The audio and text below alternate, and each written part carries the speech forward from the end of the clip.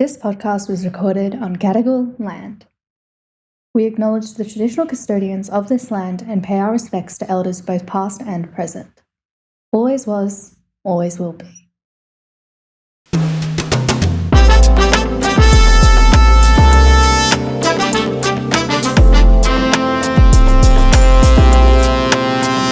Hello everybody, and welcome back to episode number 6. 6! Woohoo! Yeah. On a roll. We've got a real podcast going here. If you're watching on YouTube, you'll be able to see we've got 2 mic stands now.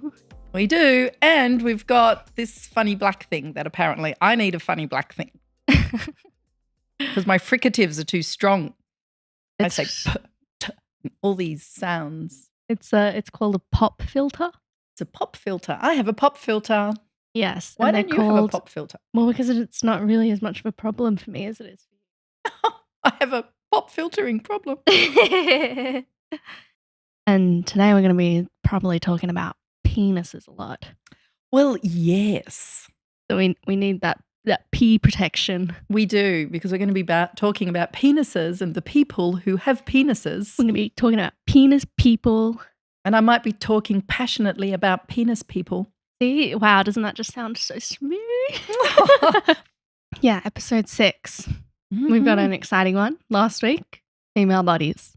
This week, male bodies. Yep. Don't think we forgot about you guys. We wouldn't do that. Of course not. We Half the would not do that. population.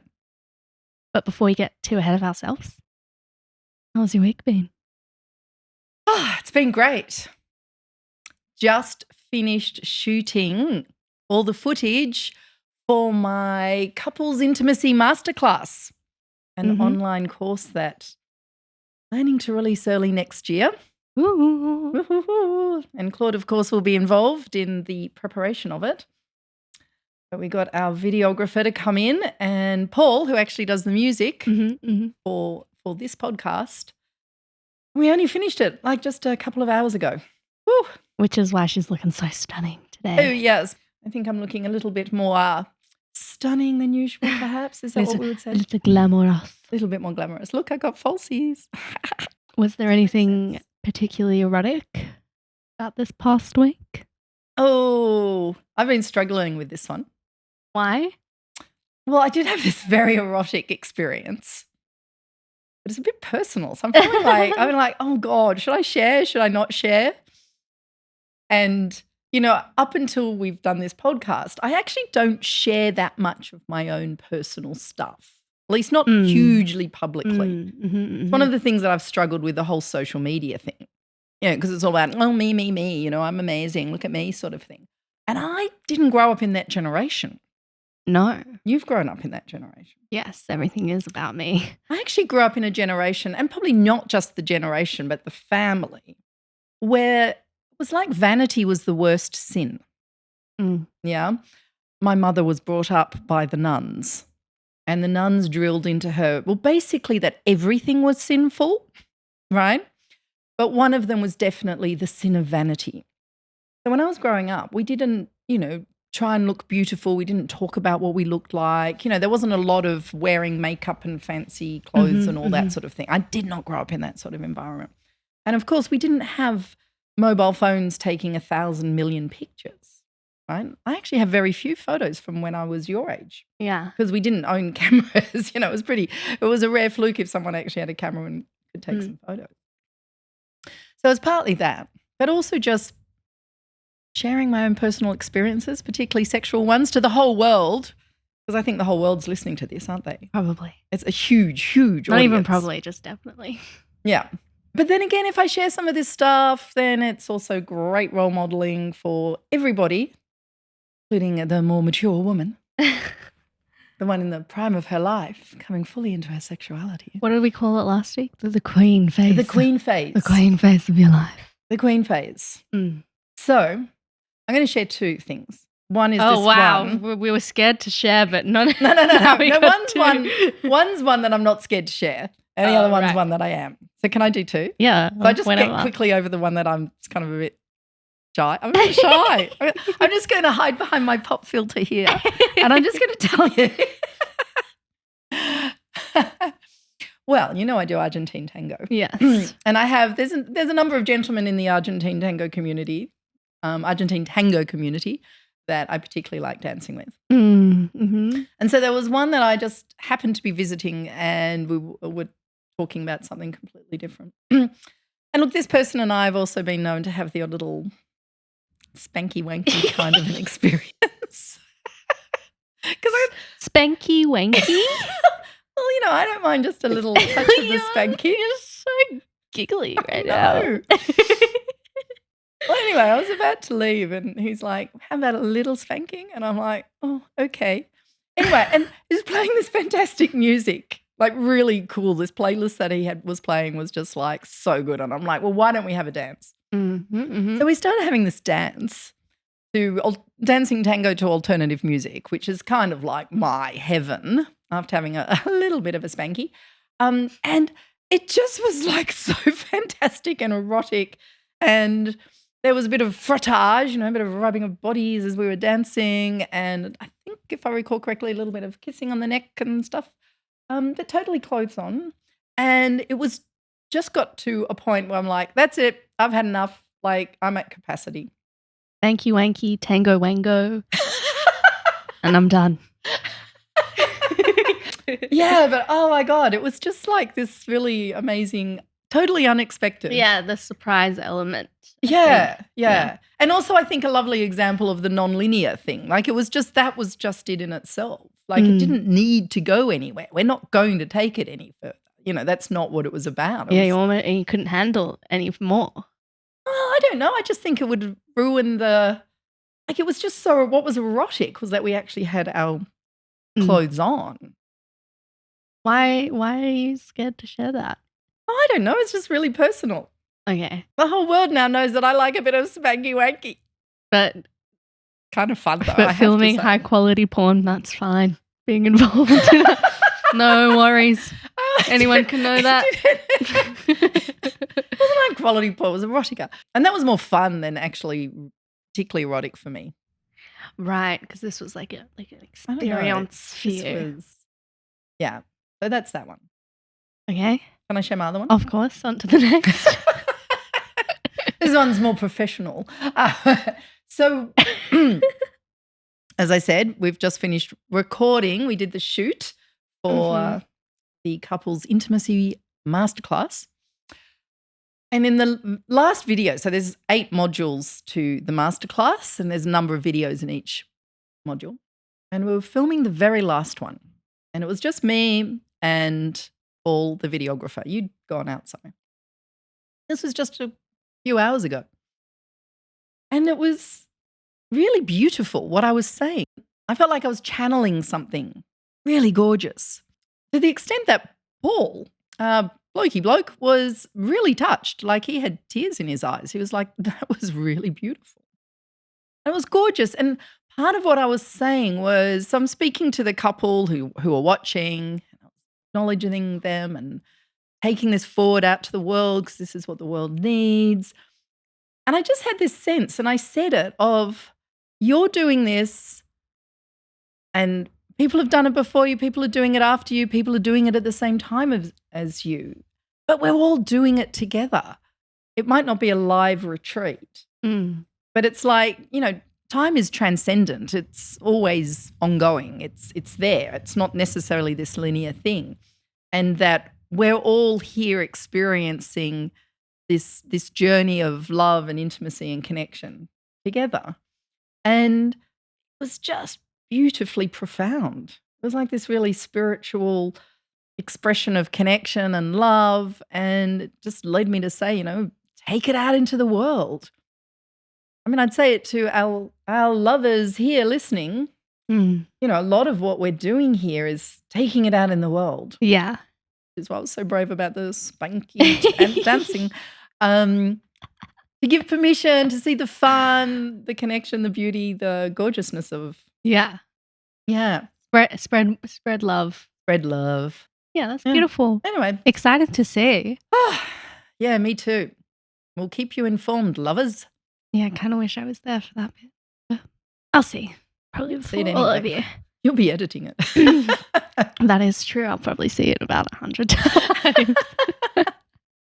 What about you, my darling? What is the erotic experience of the week that you would like to share? So, my partner and I are not strictly monogamous. We're like non-monogamous vibes. Nothing's really like set in stone. I haven't heard that classification before. We're non-monogamous vibes. Yeah. But we have been monogamous for the past 6 months because we haven't. We started dating and I was dating someone else and then I broke up with that person. So I don't know. We've been monogamous for like sort of 4-ish months, maybe Most of 3.5. Yeah. Because we were like building a strong foundation for our relationship. Anyway, the erotic moment was that on the weekend I did a little bit kissing of someone else. And it was very nice, unexpected, but very nice. But the erotic moment was when I told my partner, like, hey, or actually just kiss this person. Yep, there's your information. And he was like, oh, thank you so much for telling me straight away. Because I literally like got straight home and then I was like, ring, ring, ring. And I was a little bit scared because one of the, I guess, conditions or like rules. Boundaries? Yeah, boundaries. Is that I prefer to talk about it before anything actually happens, just to like check in. Yes, of course. Because it was a little bit of a surprise. It just kind of happened. And I was pretty sure to my boyfriend would be okay with it because he knows who the person is. So didn't get the opportunity to talk about it before. So I was a bit nervous telling him. Understandable. He was just so beautiful about it. Aww. He was just like, yeah, that's fine. I'm like so confident in our relationship and the way that you love me and I don't want to be this like big presence on you that tells you what you can and can't do because we started our relationship like this. So obviously I'm okay with it. But thank you so much for telling me straight away. And I was like, oh yeah. Oh, beautiful. Intimacy. Yeah. And then I was like, eroticism. I don't want you to think that this like changes anything between us. And he was like, no, I'm very confident in what we have here. And yeah, it's totally fine. And I was like, yay. And then he was like, I'm a little bit jealous though. And I was like, oh baby, are you? So you really did turn it into an erotic moment. Yeah. And then we were just like, I don't know what we talked about, but it was like kind of flirty-ish. And then I was just like, wow, I really like kissing other people and then coming back home to you. And yeah, he was like, oh yeah. And it's just like kind of silly and joyful, but still like rooted in love and trust and stuff. And yeah, because I was a bit scared about bringing it up to him and because he's beautiful and amazing and just really receptive. And yeah. I'm learning that. But if you're scared to bring something up, it's usually like, means you're going to connect from it. Yeah, I think it's really lovely that you are honoring your relationship by being authentic and telling him what happened and just trusting the relationship. I'm always saying to people, like the two of you are in a relationship. And even if you're feeling a little wobbly or unsure, you have to trust the relationship. Yeah. Because you have built and are continuing to build a strong relationship. So you can trust that. Right? Yep. And in trusting that, you are able to be authentic and honest, vulnerable, because vulnerability is, that's part of being erotic, really. And that enabled something to be created in that space between the two of you. Yeah. And I think so gorgeous. He just recognized that it was like an enhancement in my life and therefore Yes. fully supportive. Yeah, there was no threat to your relationship. No. In fact, as it turned out, it was something that actually brought some goodness into the relationship. Yeah. And we were talking about, I think like the other week, we were talking about his ex and I don't know, I just was like, wow, that makes me kind of jealous talking about it. And so like, I knew also that jealousy was fine. And yeah, I don't know, because I guess people are always scared about being non-monogamous. They're like, oh, but what if I get jealous? It's like, you're going to get jealous and it means you care. Well, yes. Like we tend to be really sort of scared about negative emotions in our society these days. Yeah. You know, and bad emotions are bad. I'm like, no, that's just a normal part of life. And it's about how you respond to those emotions, what meaning you attribute to them, what you do from that. Yeah. That's what makes them, good or bad or toxic or life enhancing and intimacy enhancing. Very connecting. Oh, beautiful. Yeah, it was a good one. It was Yeah. a good erotic moment. And I was like lying down on my little outdoor area and I was looking at the stars and it was nighttime and I was like, wow, life is so good. Were we having those erotic moments at the same time? Spanky wanky monogamy wogamy. Wow, good stuff. Yay, go us. Or erotic, you know? Oh, erotic? Yeah. Big tick on the erotic? We've done that segment of the podcast now. Moving right along. Moving right along. Okay, yes. Giggly guys today. We are, aren't we? Yeah. So, segment 2. Segment 2. What are we talking about today? We're talking about male bodies. Yeah, we are. AMAB. Time to shine. Time on the pedestal. Yes. Penis people podcasting. It's Penis People Podcasting. And I'm glad that we're talking about men. Yeah. Because I honestly think that men do get a bit of a bad rap in our society, especially around things of a sexual nature Mm-hmm. and an erotic and an intimate nature. Mm. I have had the rare fortune of talking to thousands of men Mm-hmm. in intimate detail about their intimate lives. Mm-hmm. And having done that, I really don't think that men are these closed off, arrogant, sort of sex-crazed maniacs that they're sometimes portrayed as. Yep. Yeah, it's not men's fault.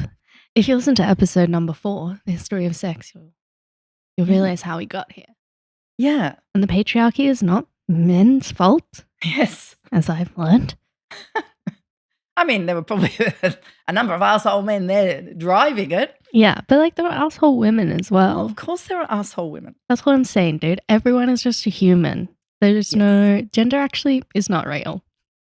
No. Gender is a performance that we perform for each other. But let's stick with those lovely creatures called men. Cock and balls. Well, there's more to a man than his cock and balls. And butthole.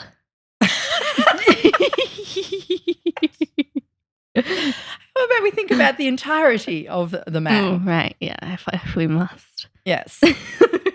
But it's kind of interesting because generally women are, if they're oriented towards men, like the entirety of the body. Like it's not like they just want to see the penis. Yeah, yeah. Which is why, guys, if you ever think a dick pic is a good idea, no, it's not. Like we really don't care.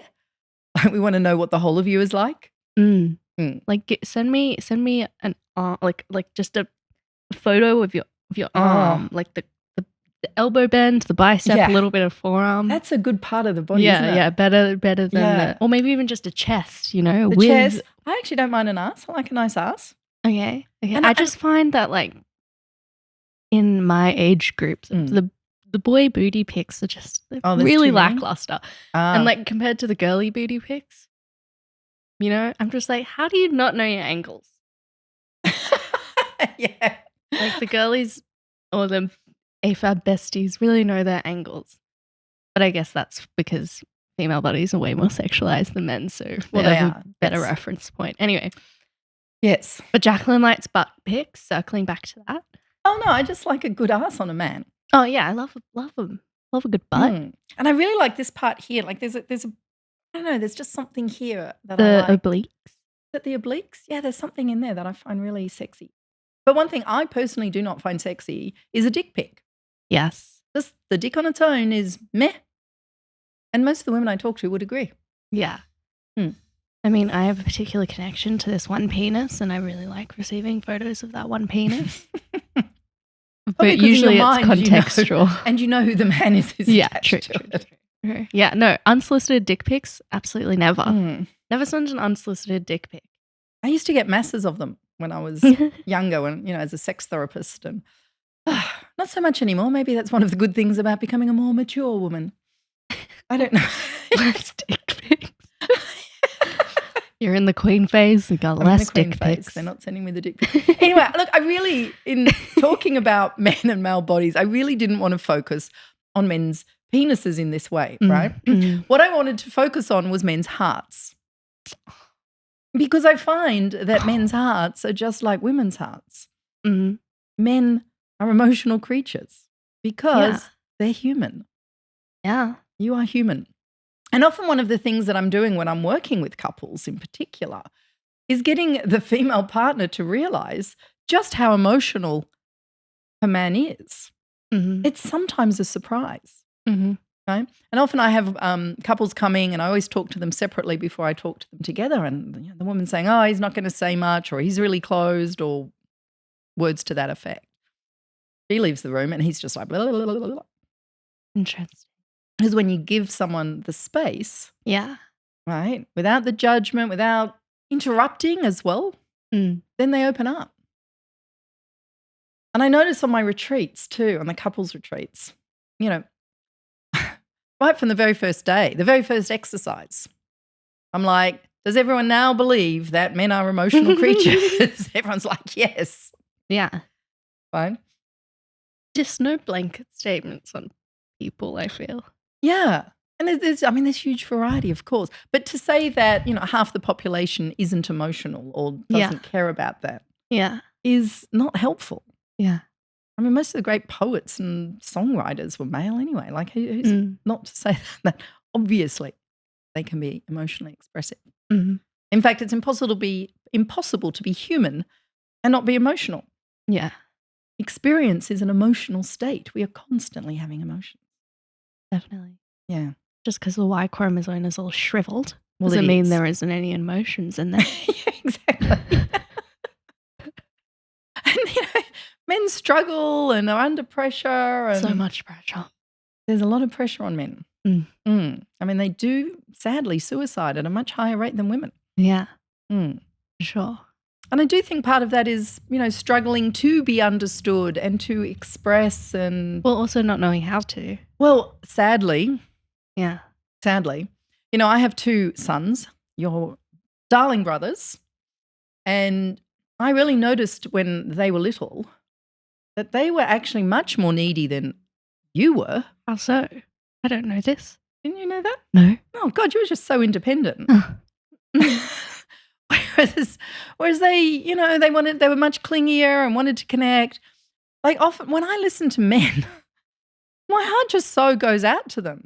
So many of their early experiences of being shut down emotionally, not allowed to express, being corporally punished, bullying, fighting. Probably, and I feel like more rigidity in self-expression as well. And so there's totally. Yeah, and there's like less way to express yourself, both like emotionally, but also in what you wear, how you speak, blah, blah, blah, blah, blah, what things you like to do. Yeah. And those confines, obviously, lots of internal turmoil. Yeah. I mean, it's been over 100 years since women were allowed to wear trousers. And it's still really difficult for men to wear skirts. It's still considered really weird. Or like a political... It's a political statement or something like that. Like it was for women 100 years ago when they were starting to wear trousers. Our foremothers fought for our right for self-expression. But sadly, men's forefathers weren't fighting for the same right. They're a little bit behind in that sense. Yeah. But I have faith. Yeah, it's all changing. There. We're changing. There is more focus on men's needs and more men helping men be more emotionally focused. And certainly I see it around the place with young fathers, the way they're engaging with their kids and they're carrying the babies around. So less of those gendered roles around the parenting. I find it kind of interesting that the men that are exploring themselves are the gay men or people or the queer men. Well, it's often the ones in the sort of fringes are the ones who first start making social change. Yeah, but even now, like in my age group, like, I definitely agree that the vast majority of men wouldn't wear skirts or dress in anything except the male uniform. But I find that a lot more queer people or queer men, queer AMAB besties, find self-expression through like clothing. Still emotions in the queer community are difficult. Anyway. Yes, let's not go there right now. That was like they were the ones getting targeted, but now they're the ones that are allowed to express themselves. I Mm. just think it's interesting, but I also think it's really sad for the men who are still scared of being deemed queer. Yeah, Queer or is judged, bad. or not Yeah. allowed to be self-expressed, or only allowed to express in certain ways. So even though we do have this like big expressive queer side of masculinity, it kind of in some ways further rigidifies, I don't know if that's a word, for straight men. Yeah, I think it's changing in many ways, but there's certainly a long way. In many ways. Oh, God, Claude. Many ways. All right, but this is about more than just the way Men what look. we wear and what we look and so forth. But I think it really behoves women or the partners and lovers to the men in our lives be the beautiful people that they can be. Mm-hmm. If they're struggling. I mean, it goes both ways, of course, but since we're focusing on men. Yeah. Right? So rather than putting men down for not being emotionally expressive enough or being boring or being too limited, like actually like help them open up. Yeah. Be curious. Like just always be curious and for sure. help with the expression. I don't want to say treat your male friends like your girlfriends, but like in terms of the way you communicate, I feel like a lot of people would code switch. They do. Yeah. Because I work a lot with people who are single and are looking for a partner, right? And they're sort of holding their hand while they go dating. And the biggest mistake that I see women making is that they act really differently when they're on a date. Like they're like, oh my God, that's a man and we're on a date, so I've got to act in this way that's not my natural way. And I'm like, no, treat him like he's a girl, a woman. Like just act totally naturally. Yeah. I mean, it just shifts things. Like it's just another human being. And don't project onto him that just because he's male, he's got his act together or anything, or somehow you got to live up to his expectations. No. Yeah, that's a good point. Yeah, like he's nervous. He's as nervous as you. He wants love and connection as much as you do. So relate to him as an equally fallible human being and, get to know each other. Why do you think everyone thinks that men have their act together? Is it because they're supposed to be like the spiritual leaders of the household? Oh, look, I just think it's internalized patriarchy and misogyny that we all have. I've had to do a lot of look at my internal patriarchy and my internal misogynism. Yeah. And it really does play out in male-female relations a lot. Definitely. Which is why often women are either putting their men down or sort of raising them up too high. Yeah. And it happens so much sexually. Like it happens in dating, like I was just talking about. And it happens so much sexually. And we've talked about this to some extent in the nonlinear lovemaking and the history of sex podcasts we've done. But I see so often that women put the man up on a sexual pedestal and they think he's okay, particularly if he can get aroused quickly, right? And she feels that somehow she's got to meet him up there, right? And it's always disastrous if that's how you see things, right? I mean, for a start, it puts too much pressure on him. Unless he's like innately very narcissistic, in which case all you're doing is boosting the narcissism, right? But surprise, surprise, most men are not narcissists. And it just adds to the pressure.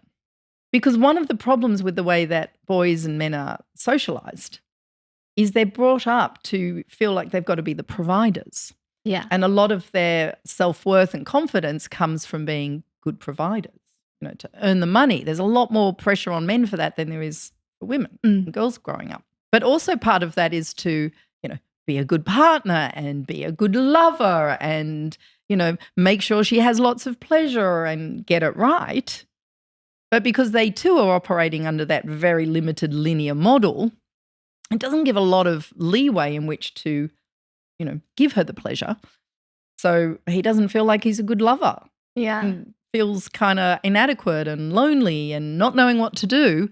And then if she's sort of put him on that pedestal, well, you should know what to do because you're the man, and doesn't give him anything to work with, or it's just like, oh, no, I don't want to tell you. I shouldn't have to say.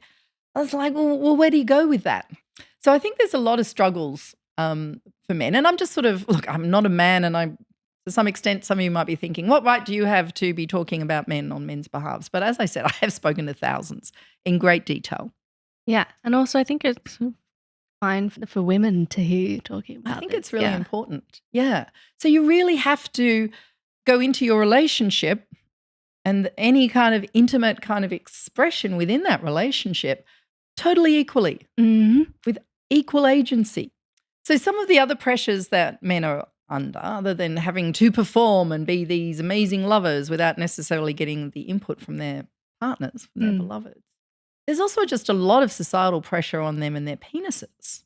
And particularly these days, like this whole thing about porn. People are saying, oh, porn turns men into, aggressive, dominant type, creatures. And look, I'm sure that does happen. But in my experience, the problem with porn is that it makes men bad lovers. Bad how? So for a start, it lowers their confidence because, they're supposed to have penises that are this long and that stay like this for hours and hours on end. And I've had clients come, particularly younger ones, going, I'm worried about my penis.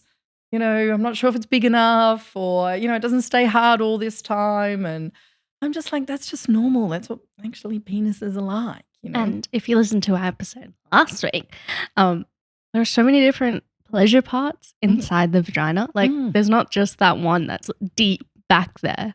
There's so many. And I've had sex with a wide range of sizes. And I've enjoyed every single one for one reason or another. Yeah.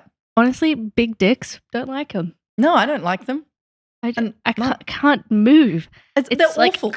I mean, sorry, I don't want anyone with a large penis to feel bad with us saying they're awful.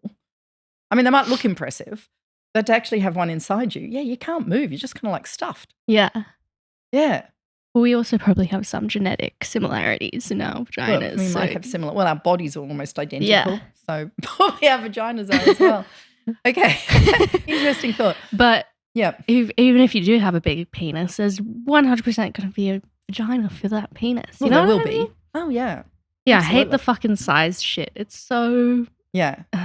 Yeah, it's ridiculous. I remember when I was young, there was this guy that we all knew who apparently had this really large one, like really large. Hung. I never saw it in person, but I knew other people who had seen it and they're like, whoa, you're not putting that thing near me anyway. Like he actually had trouble getting laid because his penis was too big. Anyway, he eventually found this woman who was actually quite petite, she was around our size, and they lived happily ever after. So clearly. Yeah. Size does not matter except to the individual. Yeah, absolutely. And can I just say too that in all my years of doing this, I have never had a woman complain to me that her partner's penis was too small. Not once. Never. In all but 10,000 plus hours. But there's been a number who have complained that their partner's penis was too big. And so we have to talk about how you modify positions and so forth to accommodate a large penis. Yeah. Right? So I had one experience where a penis was too small. But yeah, we just modified the was all the way inside me and I was like, that's not gonna work. But play around. And they also knew. Just be honest with people. Yeah. That's like you can work with everything. I mean, seriously, if you've got a small penis, you're going to get a much better blowjob. True. I call it the small man's revenge. Yeah. So coming back to how I think porn, and look, I'm not saying that porn itself, look, if you want to watch people having sex, watch people having sex. There's no sort of moral judgment here, except that when people use it as sex education. Yeah. And they think that's what they should be. So men think that they're supposed to have big cocks that last and stay hard for ages. And often too, there's this idea that, a woman just looks at the massive member and suddenly she's just into it and just wants to, hop on top or suck it off or whatever the porn star is doing. So if guys think that that's how normal women respond, where most of us are like, okay, and you've got an erection, and like, in fact, probably most women are like, fuck, he's got an erection now. What do we do? Actually, it's interesting you say that because a lot of women I come across have almost like an erection phobia. Yeah, dude, that's real. Well, yeah, because there's this idea that, oh my God, he's got an erection, I've got to do something with it. But generally it takes a lot more than just looking at an erect penis to turn a woman on. You actually have to connect. Engage with each other. Weird. Yeah. Wild concept. Yeah. But also a lot of penises or their owners think that, the penis should just pop up without any provocation particularly. Yes. And if the penis owner is, tired or stressed or just getting older, or there could be all sorts of reasons, it may, literally need a hand, or, even a good conversation first. Males and females, you kind of want to be connecting to your partner. Yeah. And you don't need an erection to have sex. Well, no. I was dating this person a few years ago who went on the pill journey because he was just so frustrated that he couldn't get a boner. Ah. And I tried to explain it to him. I was like, you don't need, we can do so many other things. But he was like, no. Anyway, we ended up breaking up, but we still stayed kind of close. So he would tell me about it and he was like, yeah, it's amazing. I just like pop this pill, boom, I've got a boner and I can have sex now. And I was like, no, that's not. You don't need to have a boner. Yeah. And he was just like so like sad in himself, but he wouldn't listen to me. I couldn't say anything. Yeah. Yeah, it's so sad. And that men are just so identified with just that part of the body. Yeah. When everything about that person is so beautiful. Yeah, for sure. And it's like it was so frustrating with this man because I was like, I don't fucking care about your penis, dude. I don't fucking care. Yeah. Yeah. I mean, it's lovely if it's there and it wants to be involved and you're in the mood where you want it to be involved as well. But please, can we just take the pressure off penises? Yes. Now, one thing I would like to say to the female listeners, right, particularly the female listeners who love a person with a penis, I think it's really important to give the penis some healing because very often penises are only touched with intensity. Yeah. And they're really only touched when they're hard and we do all of this sort of intense stuff to it. I think it's really lovely to just hold or touch your partner's soft penis. Mm-hmm. Yeah, can confirm from personal experience. I once fell asleep holding my boyfriend's penis. Yeah. It was so nice. It's so comforting for the man because it makes him feel like, oh, my soft penis is a lovely thing to cuddle. Yeah. And they are lovely. They're also small and soft and they're not threatening in any way whatsoever. So they can be very healing for women who have a bit of penis phobia. Love a soft cock. So you can just be watching telly and have your hand there or going to sleep and your big spoon and his little It still spoon. feels good, apparently. So I've heard. Oh, yeah, it still feels. I mean, you've still got all the nerve endings there. Yeah. Yeah, feels good. Heal your penis. Heal your partner's penis. Yeah. And just on that topic too, because men have been brought up to be so penis focused, not because they innately are, that's just the way they've been socialized. It's really important to, help him understand that it's the whole of the body. Right? So that's why I'm saying don't let the man lead sexually because he may not know. I mean, look, you might just luck out on having this amazing lover, like great, right? But most of us need to learn our lover. We need to learn how to make love. Yeah. And I actually believe it tends to be a little bit more innate in women in our society to want to take it slower because we take longer to become aroused generally. Yeah. Unless you're living in the simmer zone, as I like to call it, and you're both feeling really good all the time. Yeah, explore. Don't try and keep up with him if he's faster in the arousal stakes. Yeah. It's not going to work. And it's like, hey, darling, let's take this a little slower. Yeah, it makes just way more sense for the female person to be not in charge, but at least like directing. Oh, yeah. Not even directing because it's still like equal, but kind of more just leading, I guess. Yeah. It just makes way more particularly sense. around the timing and then it is like a dance. Because penis You're is working together. more simple than a vagina. It's much more simple. Not bad in any way. No, Not bad. Simple is not bad, but it's also not good or better. Yes, exactly. Just because they might be able to get, erect faster, that doesn't make them better. No. Unless you're talking about that linear model, Yes. which we hate. Which we hate. We don't do the linear model. We do the non-linear model. Yeah. We do co-creation in the moment with whatever's going on in that moment. Soft cocks. Yes. Indeed. So in essence, guys, take the pressure off your penis, but also take the pressure off the person. Yes. Not helpful. You are a complete human with endless possibilities and endless nuance. So don't put yourself in this little box. Mm. Get out of your comfort zone in a safe way. And yeah, just really explore what you can be. Because what you've been told to be is not everything. Yeah. And yeah, it's like, I don't know, we're getting philosophical now, but like life was a gift from your parents, and you can do whatever you want with it. You don't need to listen to what society tells you to. You need to listen to what your internal GPS tells you. Mm. Which I hope we're starting to drill into your brains. Yes. Yeah. Hopefully some of this language and these concepts are really starting to sink in. Because when you get it, you really get it. Yeah, share this podcast with all your people, dude. Everyone needs to know, because it's just so nice to not live in this mold that I was told to live in, you know? Absolutely. Like for me, being non-binary is the physical embodiment of that. Whatever works for you, whatever words or experience works for you. But yeah, just like, fuck, it was so stressful living in that ideal and trying to meet that ideal all the time.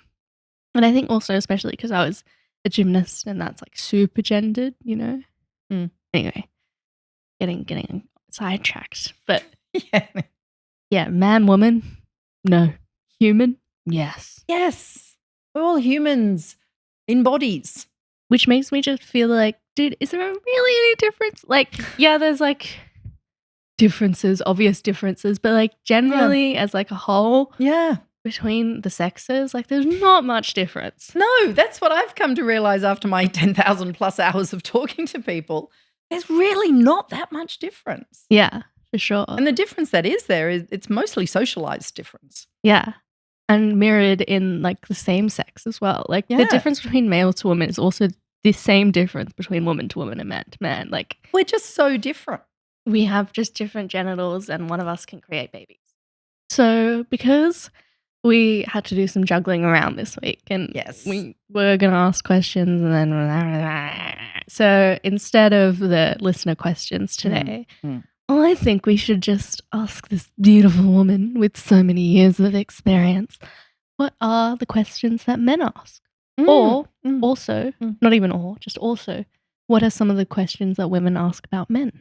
How many hours have we got here?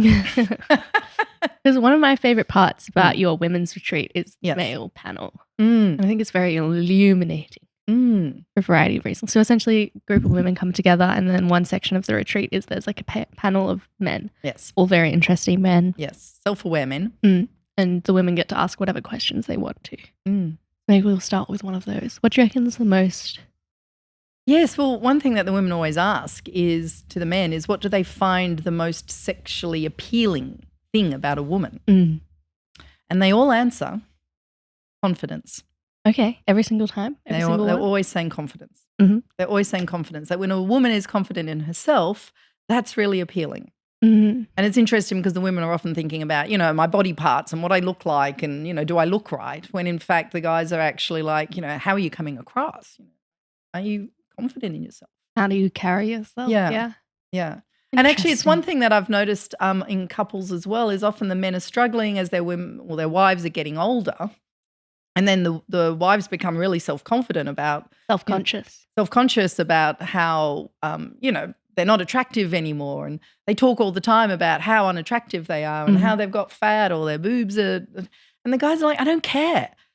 Like, when you talk about it all the time, that's what's unattractive. Yeah.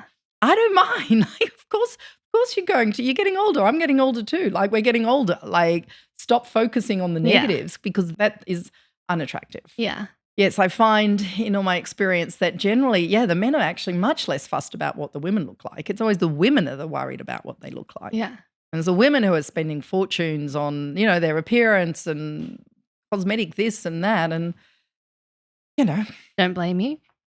There's a lot of very clever marketers out there who are trying to get you to do exactly that. So not your fault. But good to know that it doesn't matter. Do you get that in your age group on your social media feed? Yeah. Mine is nothing but cosmetic procedures. Oh, I don't get cosmetic procedures as much. My God. What is it? You hit a certain age as a woman and suddenly you're ugly and you need to get all this stuff done. The Instagram algorithm is like, oh, time for some Botox. All right. So things that men ask me about. So it's not uncommon for men to come in with problems around their penises and what their penises are or aren't doing. Mm-hmm. So very commonly they might come in with premature ejaculation Okay. or delayed ejaculation. Ejaculation timing problems. Ejaculation timing problems. And I always say to them, so what's the problem? Mm-hmm. And they get a little flustered at this. They're like, well, I've got premature ejaculation or delayed ejaculation. And I'm like, yeah, I heard you, but what's the problem? And by this stage, they're starting to get a bit like, what is going on here? You know, you're supposed to be this amazing, sexpert person and you don't know what premature ejaculation is. I'm like, yes, I know the term. I'm asking you, why is it a problem? Mm-hmm. Right? And inevitably, it's a problem because with that linear model of sex stops when the guy comes. So if he's coming too soon, it's unsatisfactory because they've got to stop. Or if he's not coming, it's a problem because they've got to keep on going and keep on going until he does. Right? So basically, I teach them about the non-linear approach, which takes all the pressure off. And they just learn to co-create, as you were saying before. Yeah. Right? That's okay. We've come. What shall we do now? Like the only problem you're not is coming. What shall we do instead? ejaculation is just, I think, like it just makes men a bit tired, really. So like it can stop intensity, I suppose, or it can like at least the men that I have played with, they tend to get a little tired. That's like the only thing about ejaculation problem, Yes. And that can be a problem that they come with as well. Yeah. But, sometimes it's because they put so much effort into the ejaculating. True. That when it's done, it's like, yeah. I'm really big on the fact that I think we should all be having sex in a more feminine way. Soft, gentle. Well, yeah, and looking for sort of more feminine type of orgasms. So rather than going for the peak orgasm and that very linear directed, approach to sex and so intense. Well, yeah, of course at the end you're going to be, oh, fuck, Yeah. And true. guys, often when they're coming in that way, they're getting these faces, got to pump one out. And I'm just like, Jesus, could you just relax, you know, and actually learn to, if you're going to ejaculate, is to open and release so that it's a really beautiful, pleasurable thing. So that's another thing that I teach men a lot is about ejaculatory choice. Oh, listening hats on. Yeah. So that they're choosing if and when to ejaculate. Like we tend to assume that men have to ejaculate, right? They've got an erection. Oh my God, they've just, they've got to ejaculate. Well, when in fact they don't. If you don't ejaculate, it'll just go down, right? And in fact, some of the other approaches to sex that come from the ancient wisdoms like the Tantric and Taoist is actually that it's not good for men to ejaculate all the time, particularly as you get older. I don't want to get into a debate as to, how often or whatnot, but I certainly know from many men, including many of my partners, that they actually feel better if they don't ejaculate all the time and that you can learn to have more female, more feminine type orgasmic responses with the waves and bliss stuff and whole body orgasms when you're not focused on, I've got to pump one out, I've got to go for it until one comes out. Yeah. It's kind of ugly. It's unattractive. It's tiring. It's not connecting because often in that intensity, there's a disconnection. Yeah. Thinking about that one little head of the penis rather than the whole of each person. So when the guy realizes he doesn't have to ejaculate, right? And that he can choose when he's going to ejaculate. So what they learn, it comes from the Taoist Chinese practices of solo cultivation. Okay. So I'll just talk through that one. Yeah. So basically, gentlemen, when you are self-pleasuring, think of that you're on a scale of 1 to 10. And as you're pleasuring yourself, and don't watch porn while you're doing this, by the way, because it's externalizing your arousal. You really need to get your arousal. These days, men almost invariably are masturbating while watching porn, right? And look, again, I'm not saying this from a judgmental moral point of view. I'm just saying it takes your arousal outside of your being, and I don't think that's helpful. Yeah, and you're focusing on the screen instead of your body. Instead of in your body. Yeah, exactly. It's teaching men to be dissociated from their bodies and from their arousal. So you can use your mind, you can have some nice thoughts going on in your mind, but focusing on, motion and so forth, and as you're getting more and more aroused. And then when you're getting up to the 6, 7, 8 level, see if you can lower and raise and lower and raise, or just kind of swim in the pleasure of the 7, 8, even 9, getting a bit dangerous level, right? And of course, part of that is, speed and pace and everything you're doing with your hands. But also focus on a few other things, 3 things I'd like you to focus on. So one is to use your breath. So keep your breath low and slow, like down here. And then you're sort of like you're breathing in as it becomes very intense, like you're breathing in all of that pleasure at the end of your penis, sucking it into your body. This is a really nice feeling. You can draw with your pelvic floor. So you're sort of squeezing and drawing it up. So it's like you're trying to bring it down into your body here. And the squeezing of the pelvic floor is kind of just like holding in a piss. It's like you're holding in your pee, but it's sort of more, it's not a tight squeeze like this, it's more of a drawing inwards. Like this, and you can visualize with your mind as well, breath, pelvic floor, and your mind, just like, I'm drawing it in there, and it's like you're holding it in here, and then if at some point you feel like you would like to ejaculate, and if you're having really beautiful intercourse and she's having her waves of pleasure and orgasm, then it's almost like you're surfing her wave, and at some point you're kind of like, yes, and you release. It's not like, just like, and she'll feel that. She'll feel the release when if you're doing it with this tightness, she's going to feel tightness. It's like you're jerking off in a vagina, like it's not a nice feeling. It's tight. But if you're sort of low and slow and holding it in here and it's feeling really good and you're surfing her wave and then you're like, whoa, I'm just riding this wave and I'm releasing, and she'll feel this beautiful release of energy, which will then quite likely make her feel orgasmic as well. And that's when you get into those more simultaneous orgasmic type moments. Yeah. And you also can have an orgasm without ejaculating. Yes, you can. They are actually 2 separate physiological processes that tend to happen at the same time. Can we talk about the male orgasm? In what sense? Well, because female have like so many different wide varieties. Oh, right. No, look, it's the same for men. Men can have them too. Yeah. Right? Well, the men can't release the ambrosia like we can, but they can certainly have waves of pleasure as long as you learn to manage your arousal so that you're not peaking when you go up there, like manage it with your breath and all those things I was talking about, so you can just ride that wave and you go up and down. It's certainly possible for men to get into lovely states, particularly if you're receiving pleasure. And again, you can manage your arousal so that you don't go over the edge there. Whole body orgasms, like absolutely. So you've heard this story before. Often the gentlemen that I'm with who become my lovers for a while, they're sort of opening up to these approaches. Lucky them. And there was one I remember. He was a tradesman, worked in the building industry, and we were having a nice time. And one day he went to work, and he was up on about the 5th story on scaffolding of this building site he was working at, and he went into orgasm. He just went spontaneously into this orgasm, and he's like feeling all of the orgasmic pleasures, and he's doing the whole body shaky thing, and he's like, what the fuck? Bit dangerous. Managed to get himself down to ground, called me up and was like, babe, what the fuck have you done to me? Anyway, so I sort of had to take him through some breathing processes to calm down. I love that. Yeah, it's a great story, right? So, and it certainly attests to, this can happen to men as much as it What were you can to doing women. to lead up to that?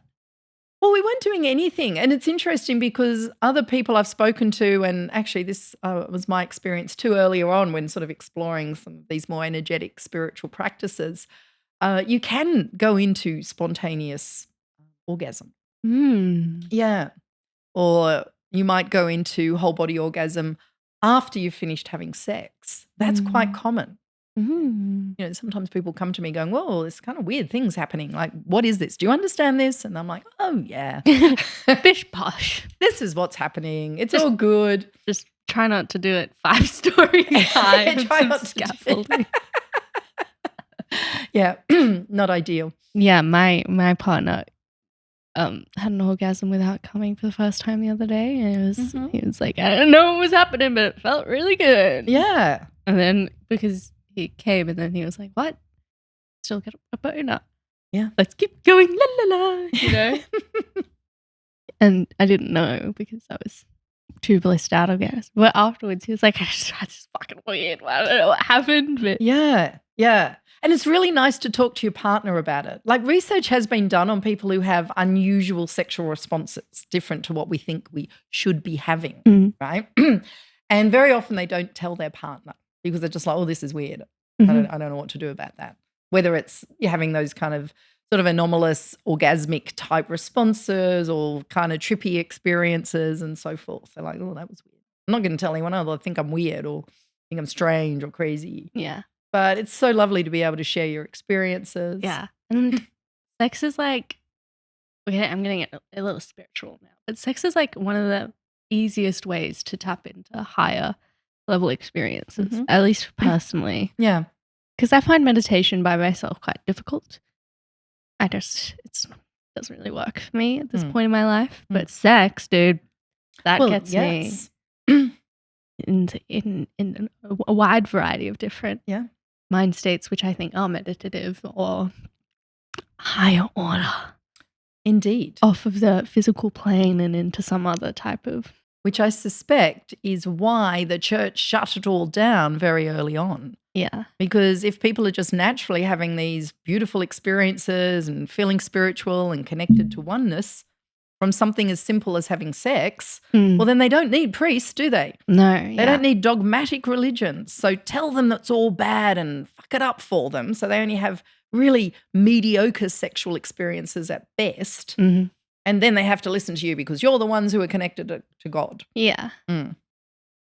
Nope. Thank God we're born in this era where we can actually learn this stuff. For sure. And thank you for helping me get it out there, darling. You're welcome. We've both got skills that we do.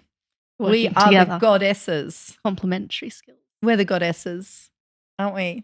Yeah, goddess. Mature and younger goddesses, mother-daughter goddesses, changing the world goddesses, opening everyone up to the beauty and power of sexuality and intimacy. Literally opening everyone up. Opening. Both legs and spiritually and emotionally. Indeed we are. But I just wanted to do a cheeky plug. If you are a penis person and you do want to learn more about this stuff, Mum does have specifically an online males course. I do have a specifically online men's course called Black Belt in the Bedroom. Because she's actually a black belt in Aikido, I'm a multi-level black belt in the bedroom. And also in Aikido. Oh, shit. I said in the bedroom. Well, I probably am that too. She says modestly. In Aikido, yes, in the martial arts. I did martial arts for years and years and years. And yeah. But a few of my friends have done that course. The audio, something to be left desired. But if you can overlook that, just set your phone audio settings to mono and you'll be all right. But really, we should write that on the thing. I'm sorry, the audio was done years before Claudia was ready to be a sound expert. Yeah. But it did help them a lot doing that course. So, and it's very accessible for young people, I would say. It's accessible for everyone, I assume, but specifically young people. So this men's course, we've got a little cheeky little gift for you guys. Yeah. This is a most unexpected plug, by the way. We didn't even plan this. I didn't know you were going to say this. Ha ha ha. The listeners of the pod, cheeky little discount code for the online men's black belt in the bedroom, 50% off. Usually $265. Australian? Yes. Australian, yeah. Now about $132.50. Oh, good maths. Very hot and sexy. Yeah, dude. Good maths. Yeah. Yeah. The discount code. Three letters. POD. Pod. From podcast. All capitalized. I'll link it in the show notes. She'll do that. They'll do that. Yeah, nice. I'll link it in the show notes and I'll remind you what the discount code is, but we're going to do it until the end of the year. So if you're looking for a Christmas present It's a good one. It's a fucking great one. Mm. Parents for your sons. yes. Old people for your penises. Anyone who has a penis, if you want to give them a really good Or anyone who gift. loves a person with a penis. Yes. Yeah, it is. And it's packed full of exercises like the one that you were talking about. It is. And one of my favorite testimonials from someone who did it, I just loved it. Testimonials. Testes. Yeah. Mm. He said, it wasn't what I thought I needed to know, but it was absolutely what I needed to know. Yeah. Fuck yeah. Until the end of the year, guys, 2025, get your 50% off discount. Hey. Yay. But until then, we'll see you next week. Our intro and outro song was produced by Paul, the amazing Paul, also Paul producing Mum's online course. Love Paul. He's a good guy.